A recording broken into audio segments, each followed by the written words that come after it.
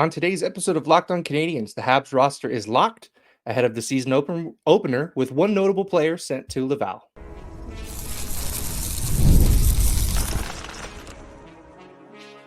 You're Locked On Canadiens, your daily podcast on the Montreal Canadiens, part of the Locked On Podcast Network, your team every day. Hello and welcome back to episode 1156 of Locked On Canadiens. Thank you for making your first listen of the day and for subscribing on YouTube and wherever you subscribe to podcasts. Doing so supports the show and ensures you don't miss an episode.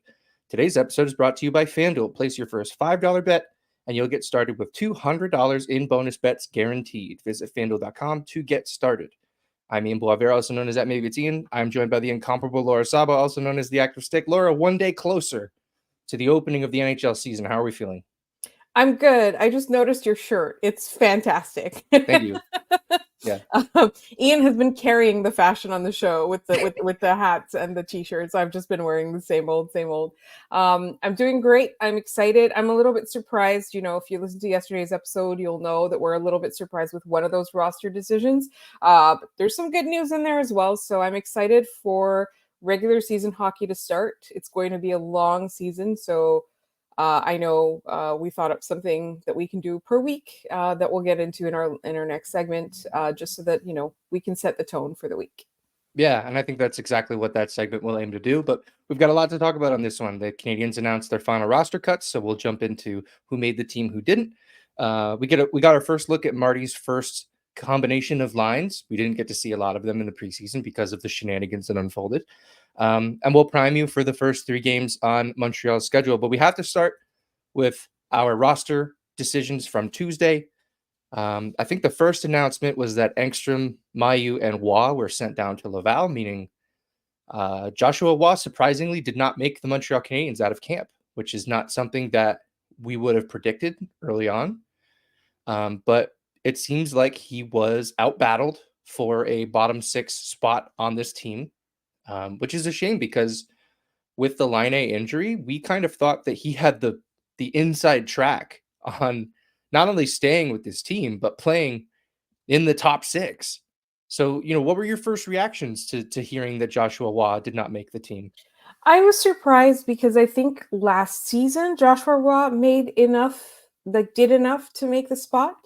And Marty himself said, you know, I guess it was a razor thin margin and, you know, you can't make mistakes. And he had a bad game last preseason game. We all agreed on that. But I was still surprised because I thought he did more than Emil Heineman. And I wonder in this case, if Emil Heineman wasn't the factor and it was more, Barré-Boulet that was. And so it's interesting and it's surprising, but at the same time, I'm not too bummed about it because I feel like it's only a matter of time before he gets called up. Yeah, and Marty made it clear in his quotes that he will begin the season in Laval. It is not a life sentence for him to go down to the American Hockey League. You know, he did point out that Barré-Boulet outdueled him for a spot. Yes. He said that Barré-Boulet did things that Joshua did not. And I completely agree in the fact that I think Barré-Boulet had a better camp. Like, don't get us wrong here. Like, he was a very good player for the Canadiens in those preseason games. But it also means that Emil Heineman, as you mentioned, and Oliver Kapanen make the Montreal Canadiens out of training camp, which, you know, we kind of thought was going to be, at least for Kapanen, as we watched him play, it was either contractually, it was either Montreal or Sweden. And we were like, he could just make this team. It's not out of the realm of possibility. Now, they could send him back to Sweden at any time. And looking at the lines, which we'll get into in our second segment, he doesn't, you know, immediately fit in as a starting player on this team. But what do you think it means to you know, the Montreal Canadiens that, you know, Kapanen and Heineman both made this team? I think it's interesting because I was a little bit surprised about Heineman because I feel that Heineman is a little bit more one-dimensional. I feel like Kapanen is not, but I think that the choice to send him to Sweden will come when there's a time where they see that they're not playing him enough minutes with professional competition. It's just much better for him to go and play pro elsewhere, right? Like you talked about yesterday, growing out of the spotlight, blossoming out of the spotlight, dominating out of the spotlight. I think it's really interesting that they kept him here because I felt that he did everything that he possibly could in this camp. Like he really impressed everybody. He showed his potential. I wonder, not like this is not like it's Marty making this decision as well as the front office, but I wonder if they've got something up their sleeve wherein a more permanent spot on this NHL roster will become available to him sooner than we think.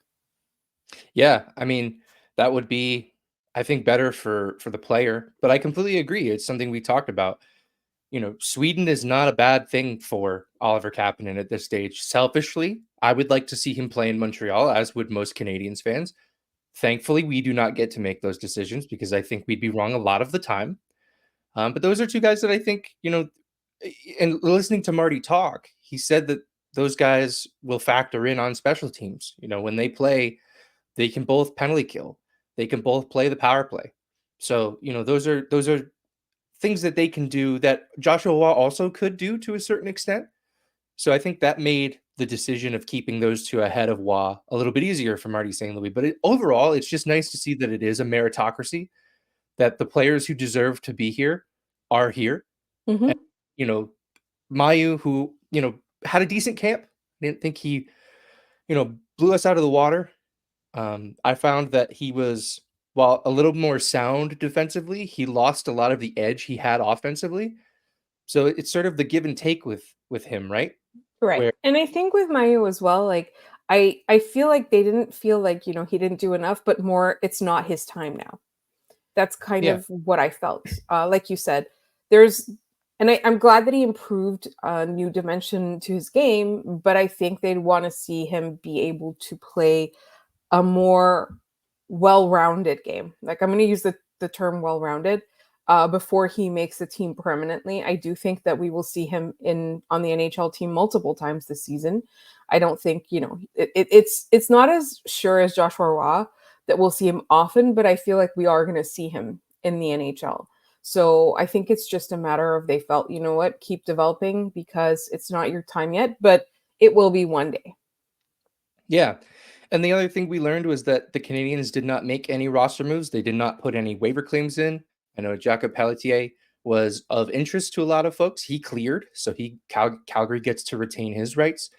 The Canadiens, I don't think they announced any paper transactions, but they will need them to be done in order for the Canadiens to be cap compliant. We'll see Arbor Xhekaj go down to Laval.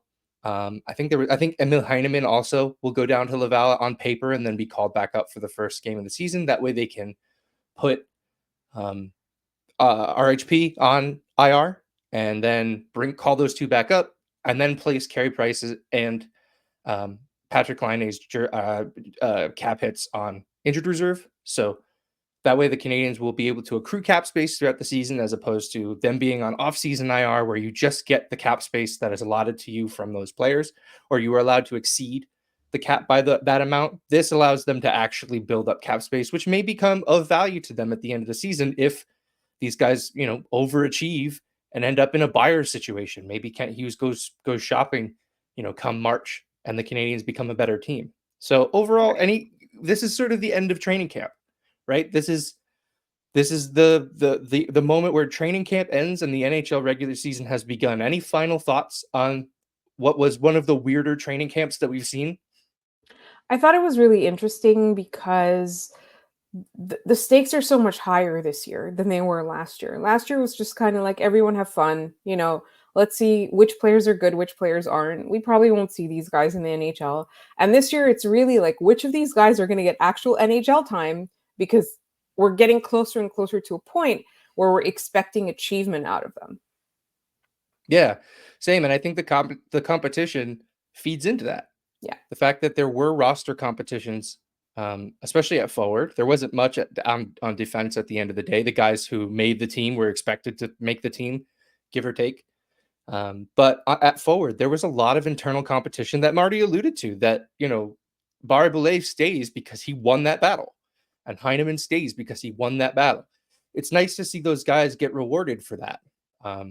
Because the Canadiens don't need to have Emil Heineman or Kapanen in Montreal, like we've said. But Marty believes that, and he said as much, that those guys make the team better, that they have a better chance to win with them on the ice, which is incredible for the Montreal Canadiens. Absolutely. I 100% agree. And I'm excited for the first night. Like they're playing three really tough teams in this week. We're going to get into that later. But I'm excited to just, see Kapanen night one. Yeah.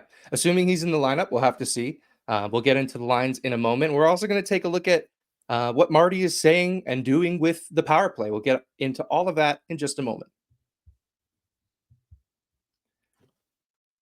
Hey, NFL fans, you can start the season with a big return on FanDuel, America's #1 sportsbook.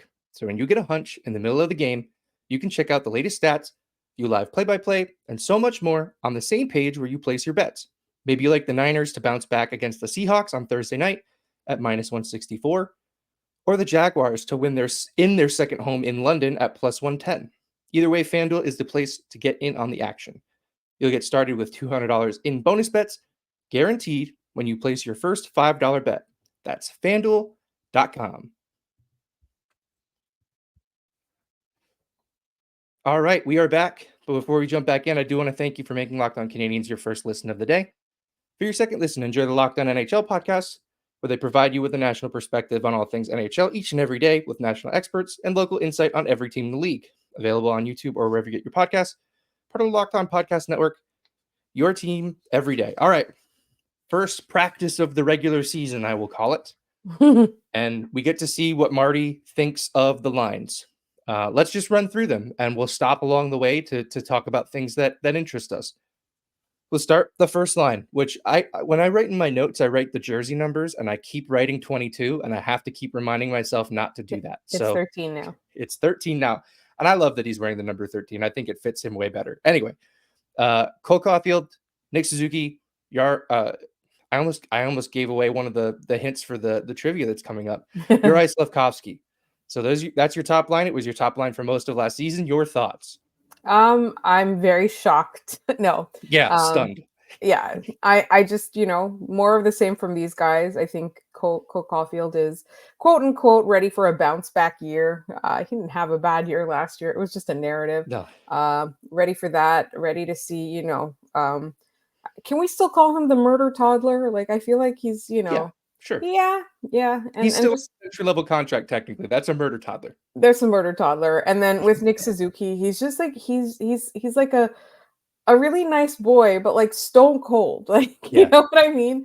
I just love, like, I keep replaying, I think it was last season where he tried to score a goal against Edmonton, did not score, pull the exact same move and then scored, right? Like, incredible. That's my that was so cold. It was so cold. And Nick Suzuki, that's the sort of thing that star players do in this league. Yes. I'm really hoping this is a season where we're looking at Suzuki at the end and he's got 80 plus points. Yes, I'm really hoping that that's the step forward he takes this year. Yeah, because then a lot of people can stop being like, can he break the 80-point plateau? And that would make him elite. Just one thing, I'm going to call him he's a very nice boy, but a very bad man. Yeah, there you go. He'd be the first Canadian since Alex Kovalev to break 80 points. So fingers crossed. We hope he gets there. Second line, Alex Newhook, Kirby Dach, and one Joel Armia, who I know our everydayers might have caught this back when Laine got hurt. And we saw Armia skate on that second line. I said I kind of liked him there and kind of expected him to be there when the season started. And lo and behold, there is Joel Armia on that second line. What do you think about that? I wasn't surprised at all. I think we have to just temper our expectations for Joel Armia. He's a very versatile player, but his hands are not, Patrick Laine's hands. He's a guy that when he's on his game, which a couple of years ago he was not, but since then he's kind of showed no signs of looking back. When he's on his game, he's very versatile. He can keep up. He can communicate well. I feel like Kirby Dach is obviously going to be carrying that line, but I feel like, kind of like how I was thinking it must be such a treat for Alex Newhook to be playing with Dach and Laine. Now I think it's such a treat for Armia to be playing with Dach and Newhook. Yeah. They were never going to replace Patty Laine's offense, so I'm kind of glad they don't even try. Yeah. They're just like, here's a guy who can skate with you guys and and maybe help them out defensively, right? Not be disastrous. Yeah, Joel Armia is a perfectly strong player defensively as well. He's a penalty killer. I trust him with the puck. Remember last year, he had 20 goals. He went on a tear towards the end of the year. Yes. We talk about the tale of two seasons for Juraj Slafkovsky. It's the tale of two seasons for Joel Armia as well. too. Yeah. So I'm cautiously optimistic about that line. But I do think regardless of who's in that spot, that line is Kirby Dach's. Yeah. And that line will go as Kirby Dach goes, and it will fall as Kirby Dach falls. So Yeah. he's So the he guy I'm can't watching afford on to that have a line. bad game, and that's the problem. Right. Yeah. So fingers crossed that works out. All right. Third line. Barry Boulet, Dvorak, and Anderson. Surprise there? Yes, a bit. Mostly because Anderson is not to me a two-way player. So it's going to be a struggle for chemistry. I know he and Dvorak do have some chemistry, like dating back a couple of years ago, but their assignment was different. They were the second line. They were the second line. So you're saying you're cautiously optimistic about line two. I'm saying I'm on a very wait and see basis with line three. Yeah, I think so too. The bounce back from Anderson remains to be seen. But I'm hoping that Barry Boulet can add some energy to that line. I mean, I really, really liked what I saw from him in camp. Just the way that he works below the goal line and digs pucks free. If they can just keep finding Anderson, eventually he's going to put one in the net. Yeah. Eventually, and then you only hope it snowballs from there because he is a player that lives off of that momentum. Right. Usually when he scores, he doesn't just score once. He usually scores in bunches. So hopefully that he can get off the schneid a little bit and start the season on a better foot than he did last year. Yeah, I think the philosophy behind that is Barry Boulet retrieves the puck, Christian Dvorak dishes it out, and Josh Anderson barrels towards the net like we've seen him do 7 million times in the past. Yeah. You remember Eric Cole when he was in Montreal? That was his move where he would just come in, put his shoulder down, and go directly to the net, and he scored 35 goals doing that. There you go. Maybe Josh Anderson can score 35 goals this year. If he does that, man, even if he doesn't score, he's going to be setting up rebound opportunities and just generally being a more positive player. So do it. Channel your inner Eric Cole. Plus, I'll have to do hot ones. Yes. Fourth line, Emil Heineman, Jake Evans, and Brendan Gallagher. The Jake Evans and Brendan Gallagher combo is great. I really love watching them play together, so I'm glad they got to stick together. Emil Heineman maybe adds some scoring punch to that line, but anything jump out to you on that fourth line? Yes, that they have been brave enough to put a $6.5 million player on the fourth line. I think Brendan Gallagher brings a lot of energy, even in his old age. And I'm calling him old age when the man is probably younger than I am. No, definitely younger than I am. But I think, he's so good at being a pest, and he hasn't lost that. The fact that he's lost a lot of his speed, a lot of his scoring touch, etc. He's still so good about getting in people's faces. And I think that's such a perfect place for him there. Yeah, agreed. Pezzetta and Kapanen are your extras. Let's jump to D really quick. I'll just run through these. Top pair is Matheson Gooley. Second pair is Lane Hudson and David Savard. Third pair was Xhekaj and Barron. They noted that Struble had a therapy day, so he did not practice. So we don't really get a ton of clarity on whether or not it's going to be Xhekaj or Struble on that third pair. But the main thing here is that Lane Hudson has made the Montreal Canadiens out of camp. Yes. We did think he was going to play with Matheson. So it's... Well, I did. I thought he was going to play with Matheson. But I think earlier in the year or in the preseason, we said that they were going to pair him up with David Savard. And it was going to be, stay-at-home defenseman and Lane Hudson, who's going to be all over the ice. It's interesting because you said Arber Xhekaj versus Jaden Struble, whereas I feel like it's probably going to be Justin Barron versus Jaden Struble. But this organization seems so much more invested in Justin Barron than I am. Yeah, I completely agree. Completely agreed there. There's not a ton of surprises on defense. It's just a matter of who plays. Is it Xhekaj or Struble? So that remains to be seen. The one last thing I wanted to note from practice afterwards is Marty St. Louis says he's not worried about how Montreal's power play was so bad in the preseason. And he said, I'm happy we haven't shown any teams anything. Well, I'm glad that you took that out of that, Marty, because you didn't show us anything either. We saw the same thing that we saw last year. Was this a long con all along? That it has to be, right?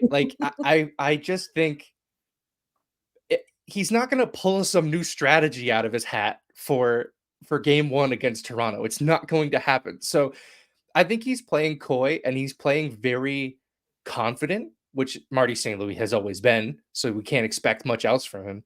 But he only makes that sort of tongue-in-cheek comment, if he knows that he's going to get this power play going right, Yeah.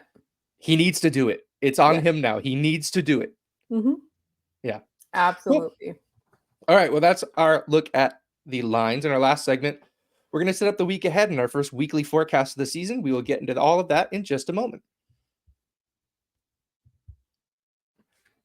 But first, we are driven by the search for better. But when it comes to hiring, the best way to search for a candidate isn't to search at all. Don't search, match with Indeed. If you need to hire, you need Indeed. Indeed is your matching and hiring platform with over 350 million global monthly visitors, according to Indeed data, and a matching engine that helps you find quality candidates fast. Ditch the busy work. Use Indeed for scheduling, screening, and messaging so you can connect with candidates faster. And Indeed doesn't just help you hire faster. 93% of employers agree Indeed delivers the highest quality matches compared to other job sites, according to a recent Indeed survey. When I was looking to hire someone, it was so slow and overwhelming. I wish I had used Indeed. Leveraging over 140 million qualifications and preferences every day, Indeed's matching engine is constantly learning from your preferences. So the more you use Indeed, the better it gets. Join more than 3.5 million businesses worldwide that use Indeed to hire great talent fast. And listeners of this show will get a $75 sponsored job credit to get your jobs more visibility at Indeed.com/lockedon. Just go to Indeed.com/lockedon right now and support our show by saying you heard about Indeed on this podcast. Indeed.com/lockedon. Terms and conditions apply. Need to hire? You need Indeed. All right, we're back, and we have a brand new segment that I'm very happy we get to debut together. We want to use a segment early on in the week to sort of set up the week ahead. We'll hammer home some key things that we're looking out for, set up the matchups in a brief way. We'll obviously get to them more in depth on the day of shows, but it's a way to sort of set up the week and see how maybe the Canadiens may be viewing the week ahead. So Montreal's got 3 games this week. This schedule is not for the faint of heart. This is going to be a really, really tough week for the Montreal Canadiens. They are at home against the Leafs to open the season on Wednesday. Immediately the next day, flying to Boston, playing the Boston Bruins. And then Saturday in Ottawa to take on the Senators. And what will probably be just a ho-hum hockey game. Nothing will happen in that one. I can't imagine. So I like that you called it the weekly forecast. We were kind of toying with what to call it. We were, we couldn't decide, but we wanted to do this for the regular season for a long time, actually, since one of the first chats we had about the direction we're taking the show in. And it's a good way to kind of talk about what specifically we're looking out for. For me, if you wanted me to sum up the forecast, it's going to be cloudy with a chance of shenanigans. I do think that this is a chance for the Canadiens to really show us something different. These are teams where last year they didn't do well against them.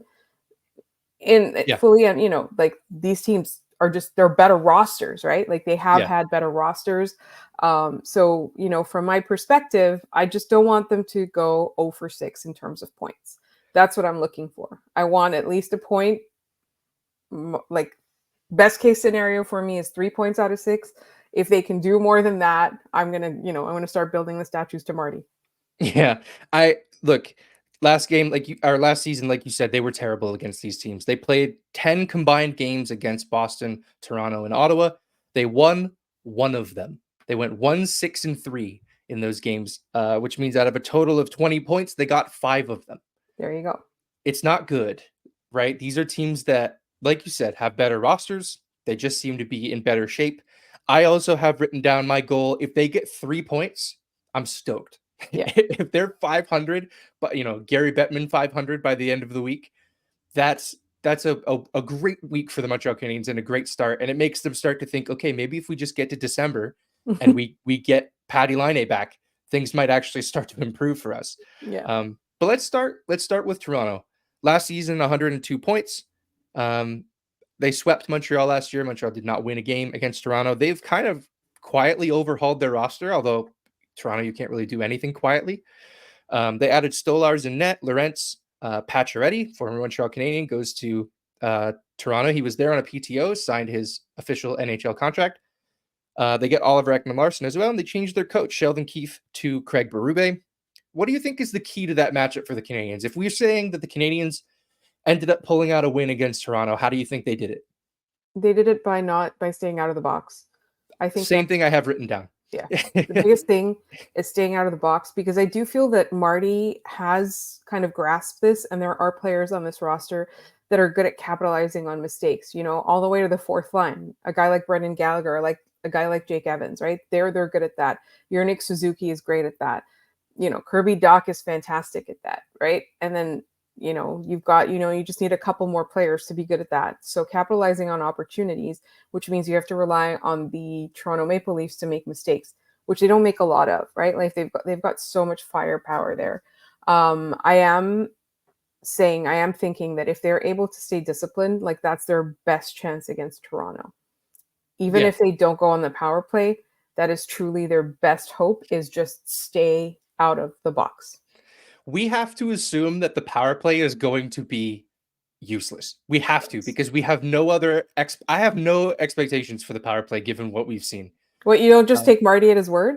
No, I don't. I'm not until I see it. Look, Marty, I love you, buddy, but like we need to see it. We need to start to see it. Last year in the opener, Toronto had 2 power play goals against the Canadiens. That's, sort of what led to their downfall in that game. That I remember correctly, that was a wild game. I believe Toronto tied it really late. Jake Allen was in net. Who do you start in net if you're the Montreal Canadiens, knowing that you have to fly to Boston and play the Bruins the following night? I would do Montembeault Primo. That's how I have it split as well. I feel like you just have to start your number 1 goalie at home first game of the season. I feel like that's just the way it goes. All right. We talked about that just a moment ago, but Montreal in Boston, they had 109 points last year. Montreal went 1-2-1 against Boston. One of the best wins of the season last year. I remember Caden Gooley scoring in overtime to drop the Boston Bruins at the Bell Center. One of the best moments of the year, quite honestly. We talked about Jeremy Swayman, hoping that he would do the honorable thing and hold out and get as much money as he could. Well, he signed. So he will likely be playing that game if I had to wager. They added Elias Lindholm at center. So pretty much the same roster for the Boston Bruins. What's your key to that game? I think for me, the key to that game is for the top 2 lines to click. Yeah. That's the biggest one. Yeah. For me, I think that's obviously massive, but I also think they're probably going to have to weather a storm early. Yeah. That's Boston's first home game, I believe. I believe they're playing Tuesday night in Florida for their banner raising ceremony. And then they're going to come home and try to beat the crap out of the Montreal Canadiens. So on the second night of the back-to-back with travel. Yeah, they're gonna come out fired up. Montreal's gonna have to weather a storm early. We're gonna get a really good test of likely Caden Primo in that moment. What is he able to succeed in those moments? Yes. All right, we'll jump to our last game of our forecast at Ottawa on Saturday. Ottawa 78 points. They swept the Canadiens last year. Their big ad, we saw him twice in the preseason in Linus Ullmark. He looks spectacular for Ottawa. What's your key here? Because I think you can go in a bunch of different directions with this matchup. Solve that goalie. I saw there's a Twitter account called Ericsson's Burner, one of the funniest people literally in the hockey Twitter sphere. It's true. And she said, "I love Linus Ullmark. It's like if a Sens goalie was good." And I think you got to solve that goalie, because at the end of the day against Ottawa, like, yes, the Canadiens are going to be prone to penalties, but so's Ottawa. Let's be honest, right? Yeah. You can make them mad. And that's, I think, the key thing here is, if you play it right and you're able to keep your cool, stay out of the box, kind of get in there, like Arbor Jack I did the last time, right? Yeah. Annoy them, but make them come to you. If you do that and you're able to just solve the goalie, I feel like they will be okay. Yeah, the way I have that coded is play between the whistles. Yeah, you're going to take penalties in that game. They're going to take penalties in that game, but don't get into the after the whistle punching each other in the face in front of the net. Refs are going to take 50% chance it's one of you. Yeah. So that's something they need to avoid. Jack guy, it's more of a 70% chance. Yes, correct. And if you're punching Brendan Gallagher, you get a freebie. That's just how it is. All right, let's hit our trivia and then head out of here, huh? Yes. All right. Last episode, the question was name the players: Chicago, Calgary, Montreal, Anaheim, Columbus, Colorado. I believe you got this right as we ended the show. immediately after we stopped recording. It was Rennie Bork. It That is guy. Rennie Bork. Almost Bork. That's the guy. All right. We'll move to our next one. Name this player. Florida, Chicago, Columbus, Chicago again, Edmonton, Buffalo, Montreal, Carolina. I'll do that one more time. Florida, Chicago, Columbus, Chicago again, Edmonton, Buffalo, Montreal, Carolina. That one might be a little tougher, but we'll see how you guys do. That is going to do it for us on this episode. Thanks so much for tuning in and for making us your first listen of the day. For your second listen, head on over to Locked On NHL to see what else is going on around the league. As a reminder, we are free and available wherever you get your podcasts, including YouTube, so be sure to subscribe to Locked On Canadiens so you don't miss an episode. You can also follow the show on Twitter at Locked On Canadiens. We're on Instagram at Locked On Canadiens. Email us at lockedoncanadiens@gmail.com. You can find Laura at The Active Stick. You can find me at maybe it's Ian. Thanks for tuning in. We'll see you tomorrow.